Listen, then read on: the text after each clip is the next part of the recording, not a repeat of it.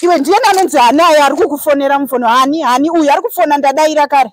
Maiti unongouya nefoni uchingoti daira munhu wako anonzi Hani wakaseva mufono. Iwe matefoni ndadaira ATM munhu iri kupera kani chinyi ko iwewe? Ndianiko munhu uribvunza inini ndindakaseva mufoni mako here. Daira apa.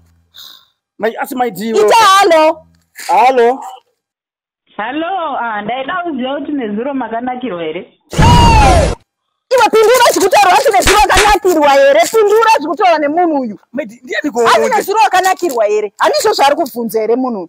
Iwe foni yacho wewe unakupiko iwe? Iwe handi foni yako yakaseva kuti Hani ari kukubvunza nezuro wakanakirwa here. Pindura.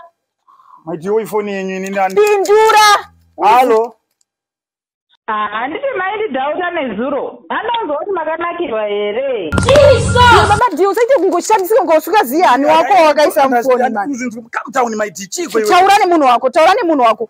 Notondisaiza iwe. Daira nemunhu wako iwe. Daira. Handisunzwisisa kuti muri kuti chii nini? Ndini mai vehuchi makatenga huchi nezuro. Ndaunzwawo kuti makanakirwa here. Oraiti aiwa. Aiwa ndakanakirwa mai. Ndakanakirwa ai. Uchi wenyu unonaka mufunge rambai makadaro. Alright, zvakanaka. Ndichazouya ndichitenga humwe. Alright. But maiti why? Baba Diasi unowo zvimwe zvacho unongondipawo mutoro mahara. Ungaseva munhu weuchi uti Hani here. Uchi unonzi chiko maiti? Aiwa chindiudzayo uchi unonzi chii nechirungu? Hanizve. Saka namba dzakanzi chii?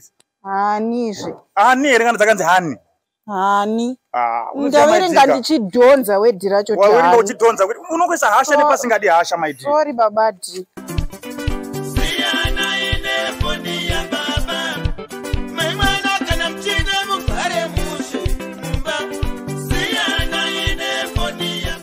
Hey guys, our social media advertising platform is dominating heavily. Follow us on our Facebook page, Teach Catch MTV, and also subscribe on our YouTube channel, T1 Station. Please don't forget to like, love, share, and comment.